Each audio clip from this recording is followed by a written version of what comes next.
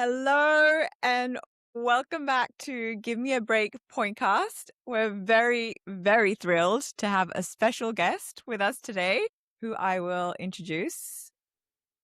Connor. We have Connor. Hello, everyone. Rob's friend Connor. Welcome to the pod. Thank you. Glad to be here. How are you today, Connor? Melting in the British heat wave, but other than that, For those who have joined the pod before, you'll know that I'm Munee and this is... I'm Rob. Yes, I'm here. And we're here to talk about Wimbledon. That's coming up. And we look at the draw, preview some of the matches, and talk about our predictions. Wimbledon is a very special place for us because famously, as we have mentioned many times before, it's how we all met and became friends. So if you haven't heard these episodes, you got to go back and listen to episode 1 and just any of the catalog backstory. Get the backstory. And so, Connor, in 2023, we met in the Wimbledon queue. Yeah. What's your recollection? So what I remember is you flapping about your Q pass when you were almost losing all your money. That's exactly right. This is the story of when my bank card was hanging out of my bag. Yeah, Rob stopping you to tell you that your bank card was about to fall out and you panicking that you weren't getting into Wimbledon because you'd lost your Q pass. Like your card's hanging out your backpack. It's like, on my Q card? That's right. That is the very first time we actually met. I turned around and it was Rob and Connor stood there while Lauren and I were standing right in front. And since that point of introduction, we spent the rest of our day at Wimbledon together and stayed in touch ever since, just talking about tennis and other sports. And now we've got this little podcast. So it was a special little encounter. And looking back, I'm glad that my bank card was almost about to fall out of my bag. Yeah, I probably wouldn't have, even talked to it. Because you see so many people in the queue at Wimbledon. Sometimes you talk to that many people throughout the morning. You're just kind of like, maybe this person I don't need to talk to. But I guess there was a reason, you had your bank card hanging out your backpack, which is a bit of a danger. Yeah, and then over the course of the various times that we've all been in the Wimbledon queue, we meet lots of fun and interesting people along the way, and you don't always necessarily stay in touch with them after that day at the tennis, you kind of have a lovely day with them and then have great memories, and then that's that, and we all kind of just move on. And so when those encounters end up being like lovely friendships that live on, that's always a special thing. I feel like that's one thing you can say about Wimbledon is it's very social. I think every time other than once when I've been there, I've ended up spending the day with people that I've never met before I got in the queue. Yeah. One time we actually met people that we'd already met in the queue once, didn't we? That was it, yes. We met two people that we... that was when we were centre court in 22, wasn't Yes, that was 22. And that's then 2 years later, they happened to be just in front of us in the queue again, like the 2 years prior. I'll shout out Hill Dog here. So 22 we got centre court. 24 we just randomly found these two guys in the queue again. They recognized us, we recognized them. It was like, oh, hey. That's awesome. And then we ended up getting centre court tickets again. That was great. It's great fun. You guys have been like professional queuers for years and years. At this point, how did that all start? I'm so curious. When did you guys become friends? How did you guys realize you both had a similar interest in tennis, or at least Wimbledon? When did this whole come about as like this little tradition that you guys had of joining the queue together? How we became friends? Well, we actually met in Saudi Arabia as kids. Yeah. Both our dads ended up working out in Saudi Arabia when we were 5 years old, and we went to primary school in Saudi together. Moved back to England, Britain in the same year. I lived in Scotland before then, and I lived in a little village. He was a mile down the road, so we've always just stayed in touch and been friends from there. Wow, childhood friends. Yeah, and a lifetime of misery. So, and then we've always just played. We played football together, sports like tennis. Just anything we could do as kids to keep ourselves occupied. and just a love of tennis has kind of brought you into joining me in the queue. So my first queue was 2011, and it got rained off. Basically, I got about 2 hours of play. I got to see Juan Martín del Potro on court 18. Nice. For all of an hour and a half, 2 hours before it rained, and play did not resume for the rest of the day. That was a really bad, and I was determined not to let that be my Wimbledon experience. So following year, I was like, I'm going to queue. Did the camping overnight. It was 2012, London Olympic year. So that was when Murray made the final against Federer. So there was a lot of hype around that Grasscourt season. And we've talked about this before, haven't we? Where 2012 was the first year that I queued, and we were actually at Wimbledon on the very same day. Yeah. And we didn't know each other then. No. Might have bumped into each other on the hill, who knows? Yeah. But yeah, so I camped overnight with a different friend from school, and then it was I fell in love with the sort of the queue and the environment, everything about it. Really, everyone was there for the same thing, and it was just sort of good vibes all around. Like everyone, like a festival. Yeah, and it's something you look forward to all year. And now looking back, maybe the fact that the first time you queued, you had the rain delay, and then match didn't resume, probably led to the fact that you came back the next year. Like if you had an awesome year one after queuing, maybe you would have been like, yeah, I've done Wimbledon, it was great. Exactly. But you being determined to not have that washout be your only experience, that was a blessing in disguise. Yeah. I mean, I've gone with friends who have basically had that really good experience. And it might have been at the moment, I think it's one and done for them. But then, like, what was your first experience like then? Your very first Wimbledon. What was yours like? That Melton one for me. I mean, our first one we queued from the morning. We didn't queue the night before because the idea of queuing and camping to me was I couldn't do it at the get-go. So was your first time at Wimbledon with Rob? Yeah, it was with Rob. Rob was essentially the one that brought me along to it. The catalyst to get you going. So since 2011, after that, you've just been recruiting different friends to go to the queue with you? Just a little bit. I've also done it on my own as well, but you make friends. You're just a good Samaritan. I am. And honestly, I wouldn't have went without Rob, because if someone said to me, do you want to go queue for 6 hours to get in, I'd said hell no. In all honesty, once I got in, actually, just the queue in the morning, even people are just so jovial to be there. It's just experience on its own, to the point where I then camping overnight to get in a few years later.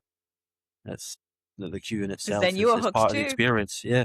Do you remember much about your first time at Wimbledon? I can remember the sunburn we got more than anything. Because I was adamant that I wouldn't need sun cream. He offered it to me about 10 times, and I was adamant I didn't need it. Listen to the Season Pro. I will be sharing tips with our viewers about the Wimbledon queue, so stay tuned for that. I have been by myself before, and it's just nice when you're doing it with a friend. Yeah. And even when we've went together, there's been times where Rob's wanted to go see one match, I wanted to go see another, and we've split off for a few hours. So my first time was in 2012. Me and my brother is also a big Rafa fan. We queued and we got in. We went into the resale queue when we were inside, managed to get tickets for the Rafa match against Rosol, which is the one that he lost. We had the most memorable, amazing time, but didn't get the result that we wanted, obviously, because Rafa lost and then had this terrible injury that wiped out his season. But after that, I moved to the UK in 2013 from Australia. By 2016, I started a job in London, which was actually based in Wimbledon. The headquarters was in Wimbledon. So between 2016 and the end of 2019, every single year I went to Wimbledon. I would get a cue card in the morning before going to work, do a full day of work, come back in the afternoon after my work day, and slot right in, and then watch all the evening matches. So in those 4 years, I went multiple times throughout the weeks. I've probably been to Wimbledon, I can't even count how many times, because during week 1 and week 2, I would do this every year with the cue cards. and became a real pro at it. And then just like you, Rob, I would recruit my colleagues and friends to come with me. And I was like, I've got the process down pat. Yeah. I'll try. We don't even have to take time off work. We can do it this way. In the meantime, I also, every single year when I lived in the UK, I applied to get tickets. Like I would enter the ballot and I got selected 3 times. I got selected 3 times. That's 3 times more than us combined. Together, yeah. Every year we'll enter the ballot and nothing. It's depressing at this point, actually. I'm convinced we're on a blacklist or something. Yeah. I imagine it's only getting tougher and tougher. Yeah, well, they've made the process easier, haven't they? Which means now, because you can apply online. So before, you used to have to write in, send a self-addressed envelope to... That's how I've got selected from that process. So, I mean, we've done that for years and nothing. So now, all you have to do is just enter online on your app. You don't even have to keep track, do you? They'll send you an email, you click a link and tap a few buttons and away you're in. So it's more accessible now for just the general, because before you had to be a fan. Like you had to put in the time and effort to, write out a self-addressed envelope, then get it sent back to you, the form, fill out the form, then send that back. But now, you just fill in a few things online, it's done in 5 minutes. So more people are going to be doing it now. And that obviously reduces the chance that you'll get selected. Yeah. So other than queuing up, I've also been selected in the ballot. So I've done something right in life that this blessing was given to me.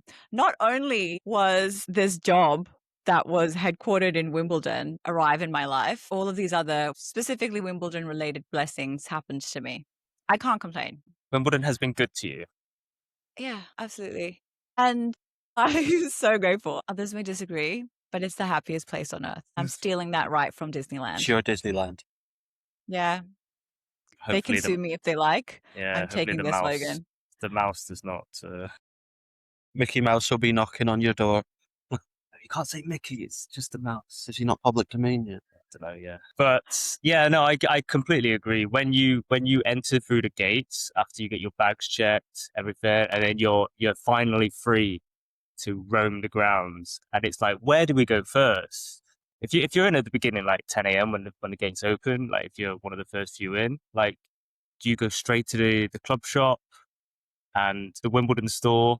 Do you go straight there because it's like no one's there and it would just be, nice leisurely roam? If you go obviously around lunchtime, you're packed in like sardines. So, or do you go to the practice courts? A lot of people flock to the practice courts because that's where they get their first view of the players, or they're practicing, they're hitting the balls. And a lot of people will go to, there's a tunnel near the practice courts where players come out and you could just stand on the, the railings and get autographs off players, take pictures with them. I got a selfie with Heather Watson, years ago at that place. Congratulations.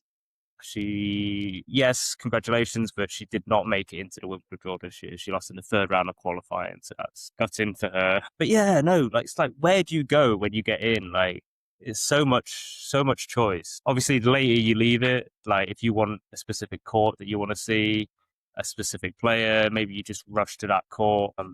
I don't know if you remember, but when we all got in, do you remember the 4 of us got in?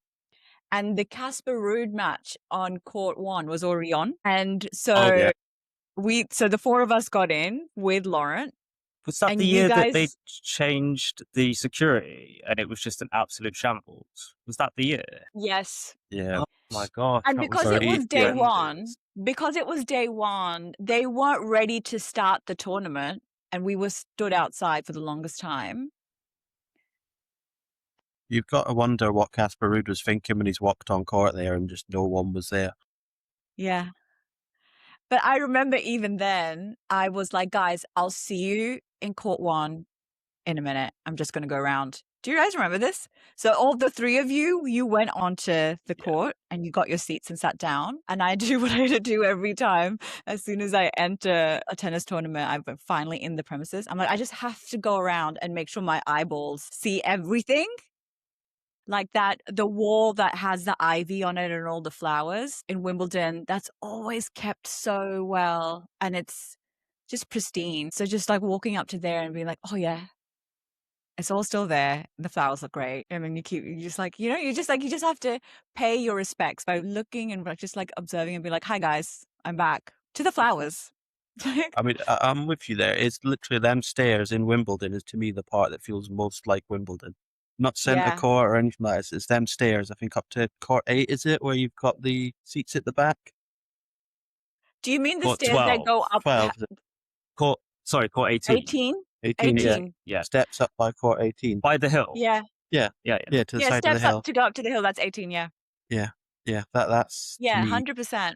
the most Wimbledon feeling is walking up them stairs. Yeah.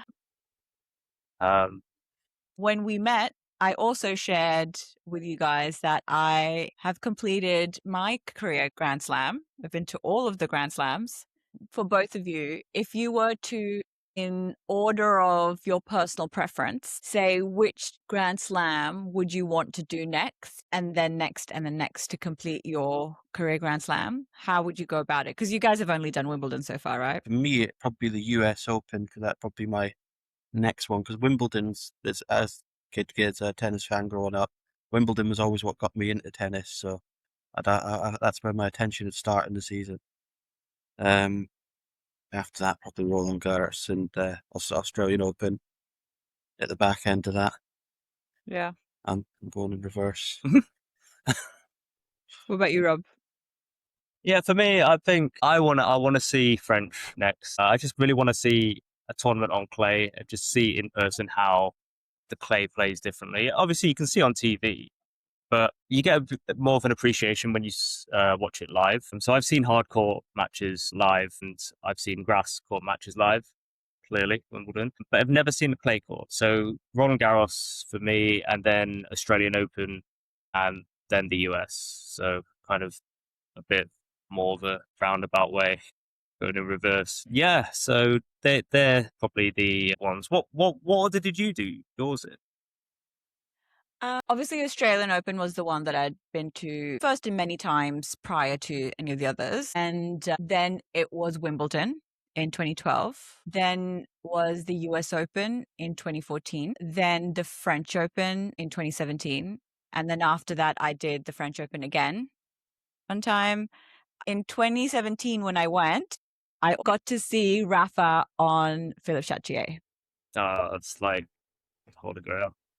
Right. And I didn't have tickets for the Rafa match, but because it was overcast, tickets opened up for Philippe Chatrier, and Rafa was due to play, and we immediately bagged them. And then I got to see Rafa. That's the equivalent that's the equivalent of watching Roger on centre court at Wimbledon. Like seeing Guys, Rafa. I've seen Roger versus Rafa. I've seen Roger Federer versus Rafa Nadal in 2019. And I've seen Rafa Nadal versus Novak Djokovic 2018 semi-final. The curfew came in at 11 p.m. and they had to finish the match the next day. I was there until the curfew, and then the next day they finished the match and Rafa lost. But so I've seen on Wimbledon centre court Djokovic versus Nadal and Federer versus Nadal. I've been lucky. So yes, now that we've sort of discussed our experiences at Wimbledon, how do we make our listeners and viewers' experiences at Wimbledon more special?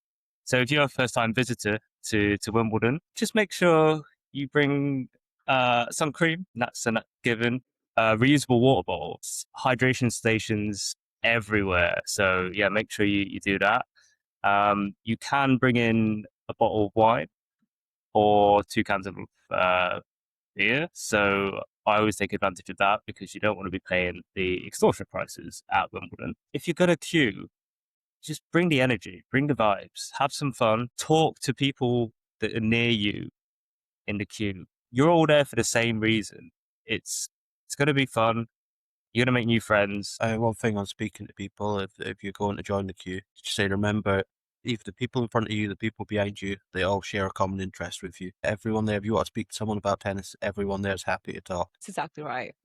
We once, for our queue, brought a full picnic basket with picnic supplies and put a full spread together, and then just asked everybody around us in the queue to join in if they wanted. So people were coming in, picking a little bit, then leaving, or staying, sitting with us. And that was just a great way to also, so what started as just the four of us, and then it was just like this big, just picnic.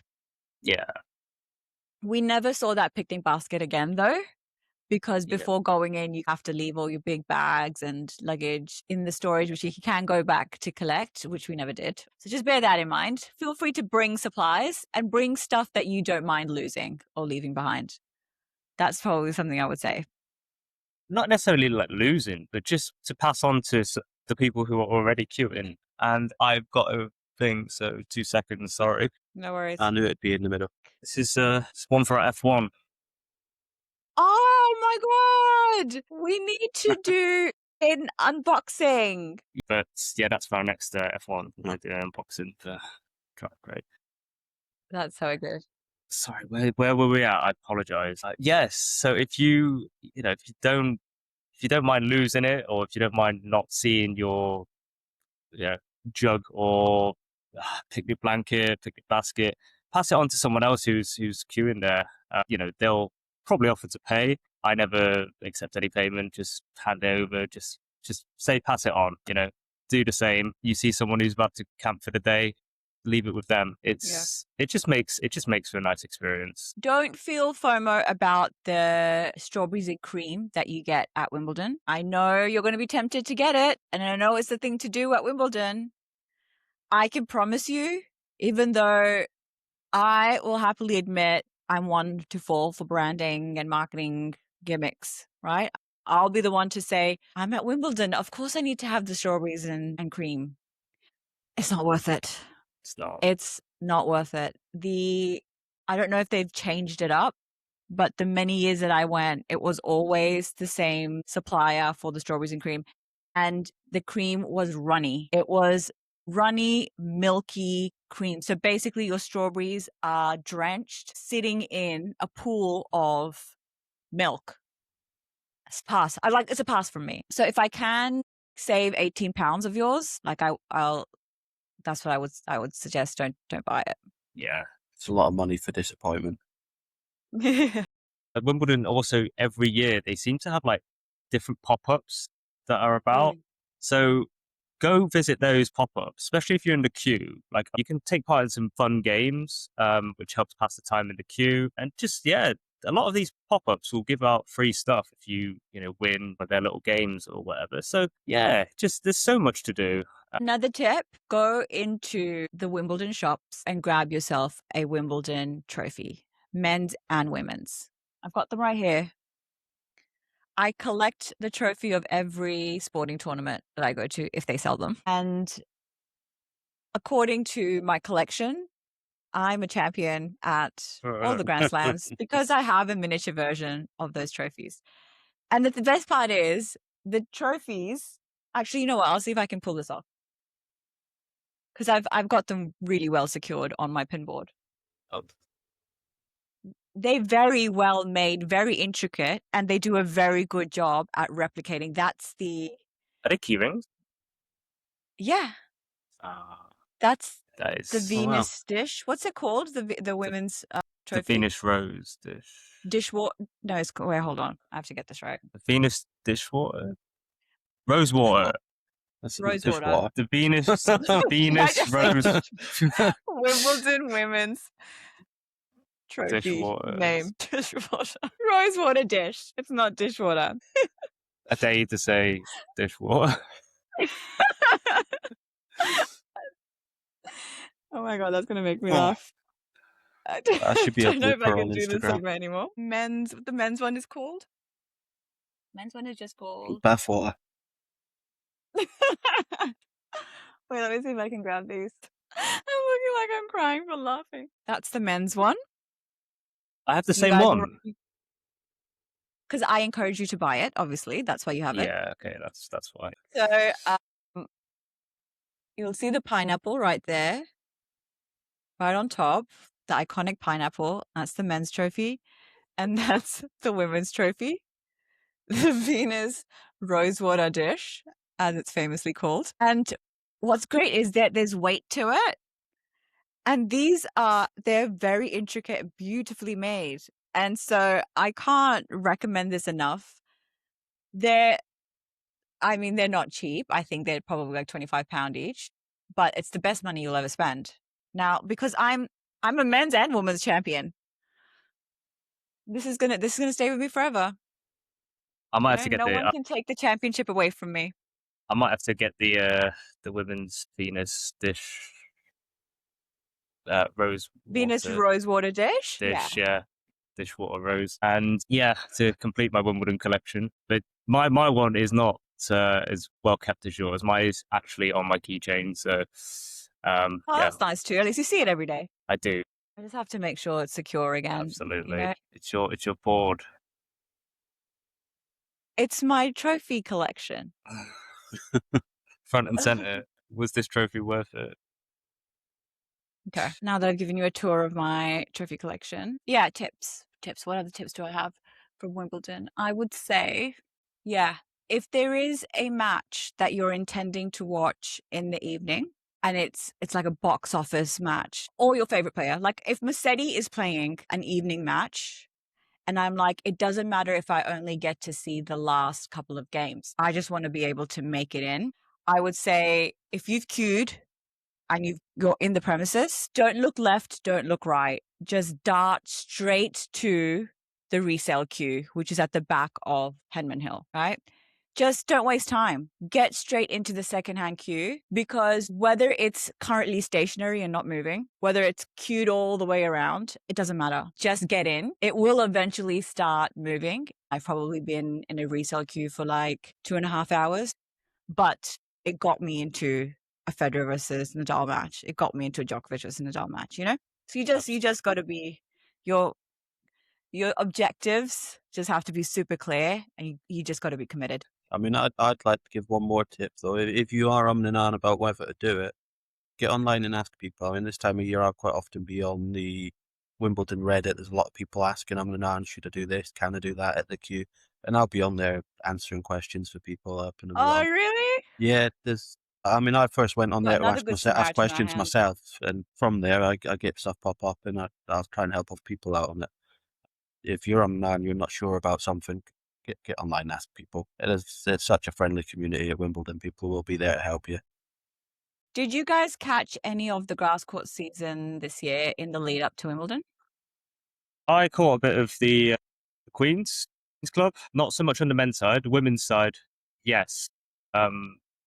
Obviously, my love-watching player, Emma Raducanu, finally back from injury. Wasn't really an injury, it was the illness, but she was back on the grass court. She really did look the business from pretty much the whole tournament. Shame about the final. Unfortunately, she lost the final to Donna Vekic. Donna looked very powerful. She's a former Wimbledon semi-finalist. That's a very high caliber player to lose queens to. No qualms really about that. She did lose in straight sets, but she made an absolute fight of it. There were set points for Raducanu. Unfortunately, she couldn't convert them. But it was a very thrilling second set, and just a great tournament for her. So happy. Yeah. Even in defeat. Yeah, it would have been an amazing tournament for her to win if she managed to get over the line. Thing I'd say though, I mean, going into the final, and fair play to her, and she's played her quarters and her semis in one day with the rain delays at the start of it. I didn't know that. She played her quarters and her semis on quarters the one in day. The morning, semis in the afternoon. And then the final on the Sunday. On the Sunday, yeah. On the next day. She did look very sluggish at the start of the final. Highlights I've seen in the first round, she almost looked like she was running in mud. It took a while for her to warm her legs back up. Yeah, so normal. It's unfortunate. At the moment, there are reports that she has a slight injury concern. So I'm hoping she doesn't pull out. How about you? Have you seen any of the Grasscourt season? Hal or Queens? After the clay season, I have not watched a single tennis match. So Wimbledon will be the first tennis match I see after the final of the French Open. I've just been following the headlines around tennis, and obviously been glued to the Formula One. Also the fact that Hamilton's back on top. So been distracted more than usual with F1. If you want to hear our thoughts on the F1, maybe check out our Give Me a Break, BRAKE channel. And yeah, you'll be able to hear our thoughts on the F1.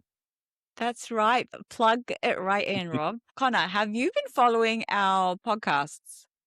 Both of them, as it happens. Normally the day they come out, I work in an office and I plug my headphones in, give them a listen. Oh, look at that. Connor is a regular. Fan of the pod. Yes, let's go. Regular listener, right? So what would you say have been the most memorable one that you remember? Well, little sad Lauren's not here because I quite like listening to you and Lauren go back and forth in your arguments. Yeah. That's always a highlight. It's also fun to read through the YouTube comments of when he suggested the Sinner run used the word boring. Yeah. Contentious. I mean, I can empathize with what he was saying. I don't think he necessarily meant Sinner was boring, but more so the fact that there wasn't two Sinners. Sinner didn't have a Sinner to play against, but that did become a controversial statement, didn't it, from Lauren, which was kind of backed by Rob, that tennis is boring when Sinner is dominating. I think what Sinner done, he broke records. It was amazing. If Alcaraz was there whilst he was doing it, it'd have added to the excitement. Cool. Well, it's great to hear that you're a regular, Connor. That's nice. But we'd expect to have a regular listener in you at minimum. Yeah. Yeah. I was name dropped in the first podcast. There you go. You're tied to us now. Did you see what happened? Maybe a bit of a cringe moment. Are you talking about Moutet? Oh, yes. Corentin Moutet. Wow. If anyone hasn't seen, highly suggest, if you want to laugh, highly suggest to watch his interview with a courtside reporter after his one of his first round win. He may have dropped a few F-bombs, shall we say. After repeatedly being warned not to do so. Yes. How much did he get fined? 40,000. In the end, he lost almost all of his prize money. Is that $40,000 or £40,000? Pounds. Oh my God. And was it 40? That's brutal. 46,000 in prize money and 40,000 in a fine. Yeah, he's learned his lesson now. You can't mess with the censor board at the BBC. I mean, he looked to be having a good time. I wouldn't put it past him trying it again. One to watch out for his Wimbledon courtside interview should he win round one. No, and I think that's why the fine is 40,000. So that he doesn't think that he can just be cheeky, or other players don't think that actually the net is positive because they'll get so much marketing out of it. That if I have to pay 10, 15 grand, at the end of the day, it's worth it because I gain so much more popularity. Okay. So Swiatek will be opening day 2, which means bottom half, which I think, yes, the bottom half of the women's draw will be the second day.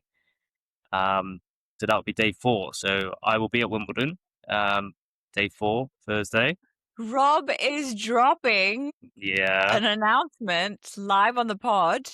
I mean, yeah, if anyone is listening and they are also going to be there. So no queuing for you this year, and you're going straight into Wimbledon. May have procured a ground pass ticket for day 4. Oh my goodness. Yeah, no queuing this year. So if anyone is also going to be there, day 4, day 5, I'm debating whether to maybe go Friday as well. Yeah, leave a comment and maybe we can have a chat and share some tennis stories. That's awesome, Rob, that you're going to Wimbledon on day 4. And yeah, if anyone wants to do a meet and greet with Rob, you know where he'll be on that particular day. Absolutely. If Serena can make it that far with Swiatek, yes, which it could happen. Serena's going to be hard to break. It's going to be a big thing. It's almost like the Rocky 6 movie where the last thing goes the punch. It's the last thing to go is going to be her serve. That's it might be a shock to some people that how hard that serve's going to be coming. Love watching a player, Jasmine Paolini, who has an American qualifier. Come on, Paolini. She needs to pick up a season, I think. Get some deep runs in some tournaments going. That's it. She needs to pick up her season. She needs to make it to week 2. Yep. Come on, Paulini. We need to see you in week 2. Let's do a quick shout out to Lawrence, love watching player. What's Rybakina's first round? Because I will say I'm not feeling very confident about Rybakina coming into Wimbledon. Especially if I start watching. Anyone who has watched previously and listened previously, every time I seem to watch Elena Rybakina on the TV, she will lose. So I'm prohibited to watch her play on the TV by Lauren and Munee. However, at Queen's, she did play Katie Porter, and I watched the entire match, and Katie Porter won. So I did it for the Brits. So I'm not even sorry. Rob's bad omen just doesn't cease, carries on, and we're in another Wimbledon. We're at a very high risk of Rybakina getting impacted by Rob's deadly eyes. If you're watching her play on the telly, she's already not showing up to Wimbledon in good form, and then you're threatening to actually watch her match. So I'm just not feeling confident about Rybakina at all. She got French lady Louis Boissy. Yes. So that was Lawrence. I love watching. Before we move on to the men's draw, Connor, do you have a love watching player that you follow throughout the tennis calendar? Not that I wouldn't say I follow in great depth, but one that I know she's on, I like to watch her, is always going to be Coco Gauff. I just love the passion she has for it, often to her own demise, but she has her heart on her sleeve for every game, and she's just an exciting watch. I've seen her a couple times at Wimbledon now as well. We saw her in 24, didn't we? I believe we did. Yeah, so she's 7th seed, Coco Gauff. Yeah, playing Corpaccia, if I'm pronouncing that right. So Tamara Corpaccia, yeah. Well, there we go. That's a great pick, Connor. Coco Gauff. I mean, hey, let's stick with your love watching. Yeah. Connor, you've got a love watching on the men's side as well? I do. I'm very excited for this year's Wimbledon because of my love watch. So I believe it goes back to 22, when we got for my first time on centre court, watching Djokovic open up against unknown player to most people, Kwon. Kwon. Yes. And he's been away from a lot of the majors recently. He's had to go through a lot in terms of he was conscripted into the army and everything along with South Korea. And now he's made it through the qualifiers. He's back. Kwon's my boy. Go. I'll be watching every Kwon game. Hopefully it's more than round 1, but as soon as he's on court, I'll be watching. And even if it's during the day, I'm timing my lunch break to make sure I'm watching Kwon. That's brilliant, Connor. And that is the real true spirit of the love watching pick. It's who's the player that doesn't matter what's going on. You're tuned in, you're following the match. Like, you're invested, you want your player through. He's ranked 202 in the world at the moment. That'll soon go up. Yeah. And he showed in that 2002 game against Djokovic, he had some fighting spirit. He took a set off of Djokovic, took set 2 off of him. Yeah, we were cheering so much for Kwon. Go on, Kwon. And I think the cameras picked up on it. Were you on the telly? Cheering Rob on Kwon? Got about as much airtime as Djokovic did in that game. I think the BBC assumed Rob was a local travelling fan for him. It just kept cutting back to him repeatedly. Yeah, I was on TV a lot for that match. They were like, the cameras were like, he seems someone important from the Kwon camp. Let's get a footage of him. And day 1 of Djokovic opening Wimbledon as well. Everyone there was there to see Djokovic. We were pretty much the only 2 people cheering Kwon along that. Yeah. And you know what? Djokovic knows how to hold a grudge. So he probably clocked both of you and said, I hate those guys. Yeah. But yeah, Kwon has Martin Landaluce for his first round match. So that'll be a tough one. Landaluce, who famously beat Seb Korda after Seb Korda beat Alcaraz in Miami. In Miami. But hopefully he'll have a first round exit in Wimbledon. So. Obviously, Sinner will be opening centre court day 1, and in his quarter of the draw, he has a potential third round match against, well, we don't know, but Rafa Nadal. They play the young Spanish upstart for the season on the clay. Had an amazing clay court season.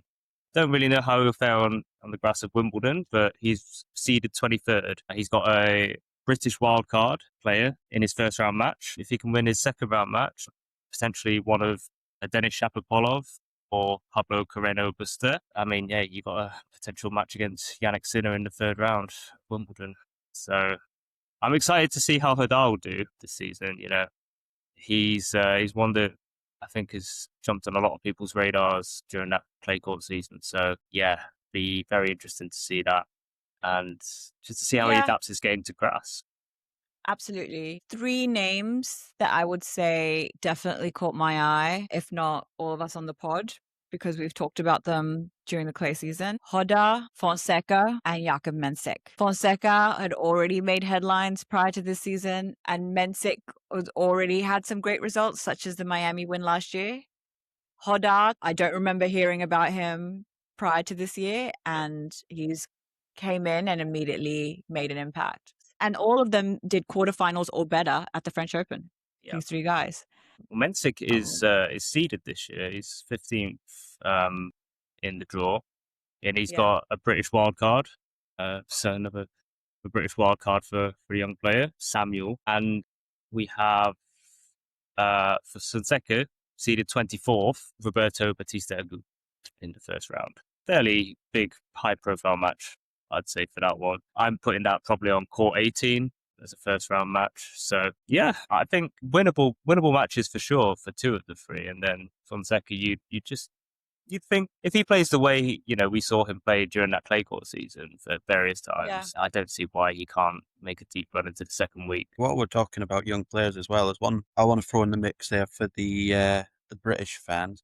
I mean, he's not even that young now, but he's relatively new in his skills. Is Arthur Ferry looked really strong in the games that I've seen him from Queens. And he's just come through the American college systems, and I'm intrigued to see what that does to a British player. And I think that's a Brit that could make it further than expected. So I think that's one to watch out for a lot of people. Great shout. Great shout. And since you said Arthur, let's not forget Arthur Fils. He couldn't play the French Open, but he had a really good clay season prior to that, even though he had just come back from injury. Fils has got Collignon in his first round, Belgium. Come on, Fils. So 20th seed, Arthur Fils. Big first round matchup in my eyes. I really want to see this first round matchup. Stan Wawrinka, wild card in his last Wimbledon, and he will be playing Matteo Berrettini. Wow. Another big high profile match that I quite am looking forward to. It's Marin Cilic. He has Daniil Medvedev, who's the 8th seed in the first round. Now, I see an upset. Coming. You think Cilic is going to get it? I think so. Because Medvedev, I mean, he's just so unpredictable in tournaments. You don't know which Medvedev is going to come up. And you have to be on it against former Grand Slam champion in Marin Cilic. He will serve you off the court. Now, if Medvedev is not on it, like he hasn't been at various tournaments over the past few years, it's game over for him. Now, my love watching player, Jack Draper, just a little bit about his Grasscourt season. He did appear in Eastbourne. I think he had a couple wins. Jack Draper does have Taylor Fritz in the first round, so he is 6th seed. That will be a centre court match, no doubt about it, on day 2. So Taylor Fritz versus Jack Draper is a first round match? It is a first round match. Hard hitting that will be. And obviously with Jack Draper having Andy Murray as his Grasscourt coach for the Grasscourt season, that was big news the past couple of weeks. So yeah, optimistic. Should his injury concerns be behind him, fingers crossed they are. Rob, I'm surprised you're even talking about anything else at all today other than Jack Draper and Andy Murray have teamed up. It couldn't get any more favorite for you. Andy Murray, your favorite of the big 4, and Jack Draper, your love-watching player. I would love to see that go the whole distance, but I can't get too excited. Do you know why? Because Jack Draper is not fully fit. I know it. He's not fully fit, and I don't want to get my hopes up. I think he's gonna have a nice tournament. I don't know if he makes week 2, honestly. Hey, I mean, look at that first round matchup. It might not even make it past round 1. It's a very tough match. I'll be watching. That's all I can do. Show my support. So, who do both of you predict to win Wimbledon on the women's and the men's side? I mean, the women's game at the moment's way too open. I can't make any prediction on that side. I mean, on the men's side, you've got to go Sinner, providing a second heat wave doesn't come along. But on the women's side, it's so wide open. Swiatek could be one that I go back to. I have a bit of a soft spot for the Polish as well. So you think back-to-back titles for her because she's the defending champion? I mean, I'm putting no one odds on favourite for it, but I think she's got a very strong shout. Nice. Okay. Rob? I mean, like Connor said, should Sinner not fall to the heat wave that will inevitably come, it's going to be him. If not, Djokovic has every chance to make it to the final in that side of the draw. Bottom half of the draw, though, I don't see Zverev making the final. I'd like to see Berrettini, recapture that form. I just want to see Berrettini do well again. Yeah. If it's not Jack Draper in that bottom half, making it in that final, I want to see Berrettini there. Sorry, Stanford Frenke. On the women's side, Sabalenka. I think she's probably enough of this season has gone by where she's been tipped to be doing well, and she hasn't necessarily pulled it off. And I think she recently got bageled in the third set again. I think her coaching team might be like, look, let's go and win Wimbledon and make a statement.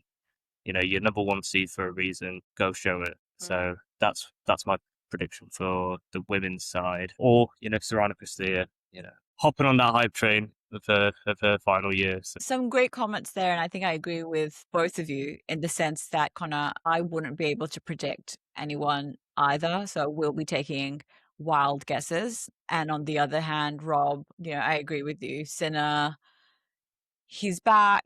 He's a defending champion. If we remember the form that he's been on, it's really impossible for anyone to get through him. I just like the idea of Djokovic reminding everyone who he is and just winning that 25th. And if that's going to happen, it's going to happen in Wimbledon, because it's the least grueling on the body compared to all the others. So yeah, Sinner on the men's side. And if it's not Sinner, let's give it to Djokovic. On the women's side, I agree with everything that you said around Sabalenka, that she has fallen short of expectations in these matches. The turnaround is so close after the French. I don't think that she's overcome anything. And I don't trust her to make it or win the final. She needs to do something different. But she does have that mental block in Grand Slams. So my winner, and let it be wishful thinking, she is in absolutely zero form, but I'm saying Rybakina. Okay. Give it to Rybakina. So I'm not allowed to watch the matches. Not allowed to watch the final. I actually don't think it will be her. I think we might have a brand new Wimbledon winner, just like we often do on the women's side. We just have somebody have a great run. So before we wrap up, speaking of Wimbledon winners, did you guys see that Marketa Vondrusova got hit by a massive doping ban? 4 years, was it? It's 4 years. Yeah. And it's not because she has tested positive for a banned substance. It's because she refused to give a sample when the anti-doping agent came to her house. Citing safety concerns, right? Yeah. She cited safety concerns, but the more that's been revealed, she was in contact with the agent. The agent was a female that she had met before, and it was the same one that she had given samples before. She actually signed a piece of paper to confirm that she was in fact refusing to give a sample. And then she took her dog on a walk. So all of this has been reported. And so both sides of the stories are being heard. It's not looking good for Vondrusova because she may or may not have had any banned substance in her body at the time. But if you refuse to do the test, you can't prove your innocence. Yeah, they can't allow people to be refusing because then people that are doping have always got the out. They have to treat it the same. Absolutely. Exactly. If you want to prove your innocence, the only way to do it is to provide the sample. 3 days later, she did supply a sample, but it's not on the day that the agent showed up. So there's no way around it. unfortunately, if you're in professional sports, you know you've signed up to this. If you're going to refuse, they're going to treat you like somebody who failed a doping test. Logic dictates that it has to be treated as in the same way a failed test would. It's interesting what you've said about the more details of it, because all I'd heard was her side of it, where someone had showed up outside of, because they have their like 1-2 hour window where they've got to have a report where they are that day, had showed up outside of that time, and she was concerned and her anxiety had got to her, and that was the reason she refused it. I mean, to then find out that it was a female agent that she'd already been in contact with and that she signed a document to say that she was refusing, it adds a whole different angle to the story that she's telling. Yeah. It's just strange. Like, if you have nothing to hide and you don't want this to become an issue, you quickly give the sample and you get it over with. You know, I don't see why you just wouldn't. All right. Well, Connor, it was great to have you on the pod.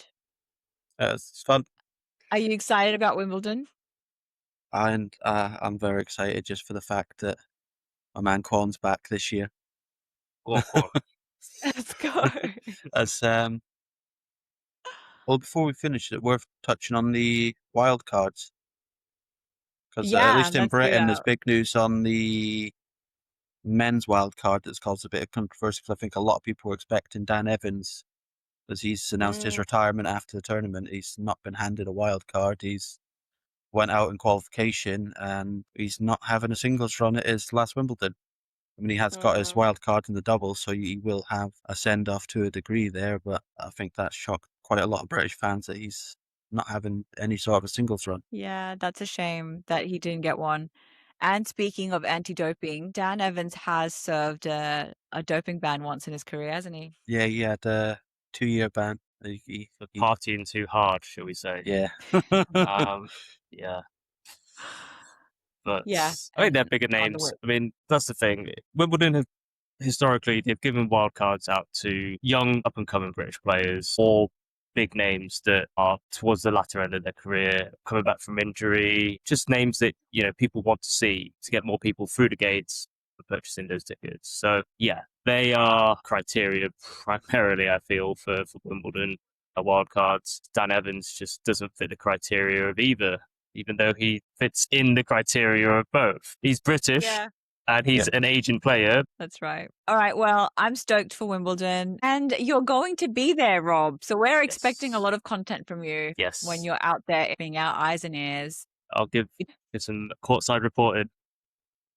Some courtside reporting. Awesome. Thanks so much for joining us, Connor. It was so much fun. And you'll have to come back and especially maybe give us a rundown of Wimbledon once we're towards the back end of the tournament. Yeah, it's been a pleasure to be here. Thanks for having me. Awesome. Guys. All right. Catch you later. See you, everyone. Cheers all. Thanks for listening. Bye.